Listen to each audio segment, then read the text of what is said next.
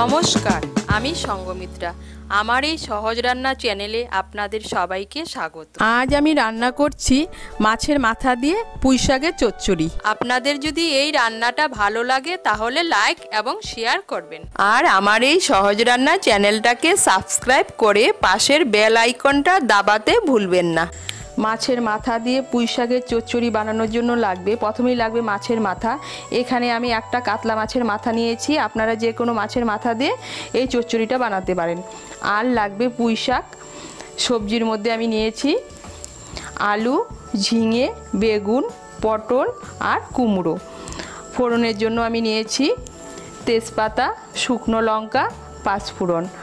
আর লাগবে হলুদ গুঁড়ো, টমেটো কুচি, পেঁয়াজ কুচি, কাঁচা লঙ্কা। বাটা মশলার মধ্যে নিয়েছি জিরে বাটা, কাঁচা লঙ্কা বাটা, আদা বাটা, রসুন বাটা। লাগবে নুন, চিনি। আর রান্নাটা আমি করব সর্ষের তেলে। প্রথমে আমি মাছের মাথাটাকে ভেজে নেব, তার জন্য কড়াইতে দিয়ে দিয়েছি সর্ষের তেল। এর মধ্যে আমি নুন হলুদ মাখিয়ে মাছের মাথাটাকে ভালো করে ভেজে নেব। তেলটা আমার গরম হয়ে গিয়েছে। এই দেখুন, মাছের মাথাটাকে আমি লাল করে ভেজে নিয়েছি। এখন আমি মাছের মাথাটাকে তুলে নিচ্ছি। মাছ ভাজার পর কড়াইতে আমার 1 বড় চামচের মতো তেল আছে। ওই তেলের মধ্যে আমি তেজপাতা, শুকনো লঙ্কা আর পাঁচফোড়ন ফোড়ন দেব। আমি এর মধ্যে একটা তেজপাতা, 2টো শুকনো লঙ্কা আর হাফ ছোটো চামচ পাঁচফোড়ন ফোড়ন দিচ্ছি। দিয়ে একটু নাড়াচাড়া করে নিয়ে এর মধ্যে আমি পেঁয়াজ কুচি দিয়ে দেব। আমি একটা বড় সাইজের পেঁয়াজ কুচি করে কেটে নিয়েছি।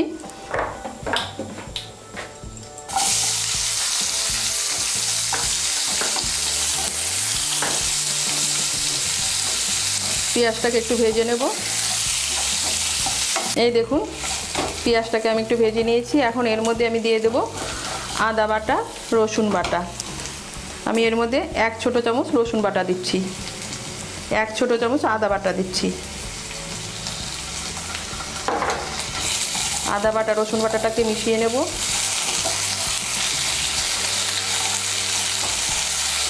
দিয়ে দেবো জিরে বাটা, কাঁচা লঙ্কা বাটা।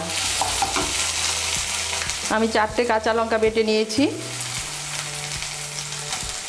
আর 2 ছোটো চামচ জিরে বাটা দিচ্ছি।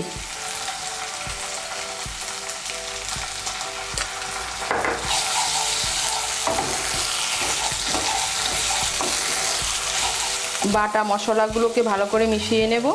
মিশিয়ে নিয়ে এর মধ্যে দিয়ে দেবো আমি টমেটো কুচি। আমি একটা বড় সাইজের টমেটো কুচি করে কেটে নিয়েছি।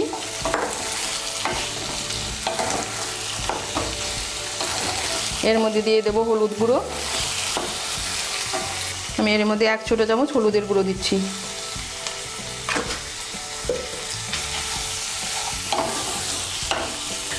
দিয়ে দেবো সামান্য একটু জল। দিয়ে মশলাটাকে ভালো করে কষিয়ে নেব। এই দেখুন, মশলাটাকে আমি ভালো করে কষিয়ে নিয়েছি। এখন এর মধ্যে আমি দিয়ে দেব কেটে রাখা সবজিগুলো।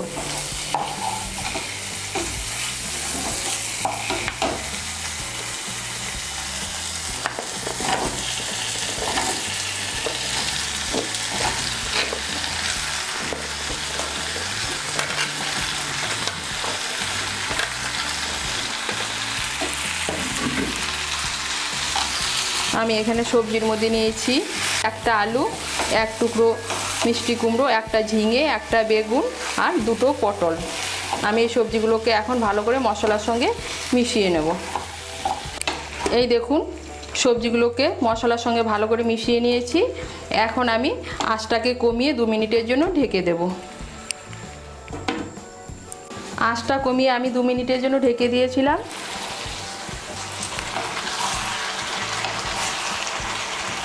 এখন আঁচটা বাড়িয়ে দিয়ে একটু নাড়াচাড়া করে নেব। নিয়ে এর মধ্যে আমি দিয়ে দেব স্বাদ মতো নুন।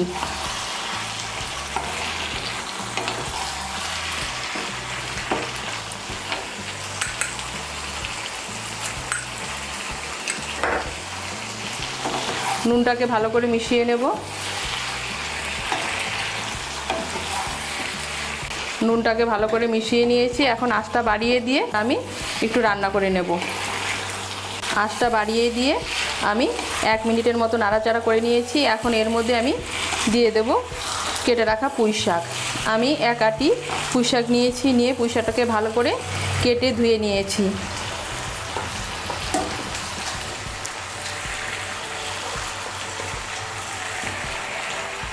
পুঁই শাকটাকে সবজির সঙ্গে ভালো করে মিশিয়ে নেব। পুঁই শাকটাকে সবজির সঙ্গে ভালো করে মিশিয়ে নিয়েছি। এখন আঁচটাকে মিডিয়াম করে আবার আমি 5-6 মিনিটের জন্য ঢেকে দেব।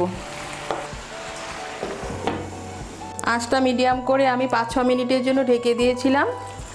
মাঝে একবার ঢাকনা খুলে নেড়েও দিয়েছিলাম। এই দেখুন সবজির থেকে আমার অনেকটা জল উঠেছে।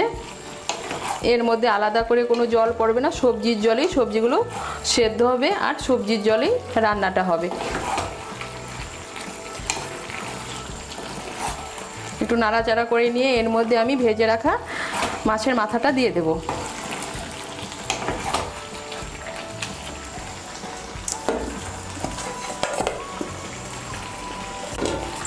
দিয়ে দেব চেরা কাঁচা লঙ্কা।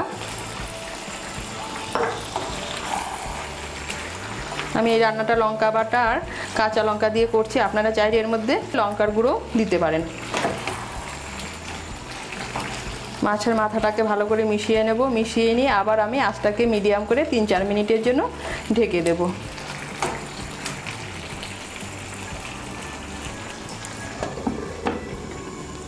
আঁচটা মিডিয়াম করে আবার আমি 3-4 মিনিটের জন্য ঢেকে দিয়েছিলাম। এখন আঁচটা বাড়িয়ে দিয়ে আর একটু নাড়াচাড়া করে নেব।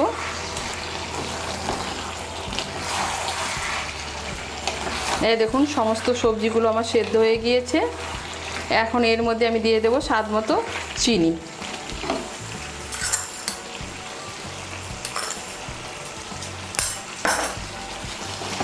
চিনিটা ভালো করে মিশিয়ে নেব আর খন্তা দিয়ে মাছের মাথাগুলোকে ভেঙে দেব। এখন আমি আঁচটাকে বাড়িয়ে দিয়ে জলটা শুকিয়ে যাওয়া পর্যন্ত রান্না করে নেব।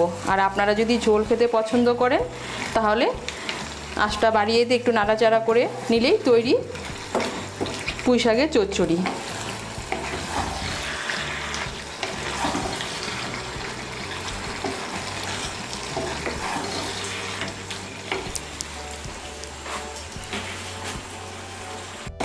এই দেখুন আঁচটা বাড়িয়ে দিয়ে আমি আরও 2-3 মিনিট রান্না করে নিয়েছি। সমস্ত সবজি মাছের মাথা একসঙ্গে ভালো করে মিশে গিয়েছে আর আমার তৈরি হয়ে গেল মাছের মাথা দিয়ে পুঁই শাকের চচ্চড়ি। এটা কিন্তু গরম ভাতের সঙ্গে খেতে অসাধারণ লাগে।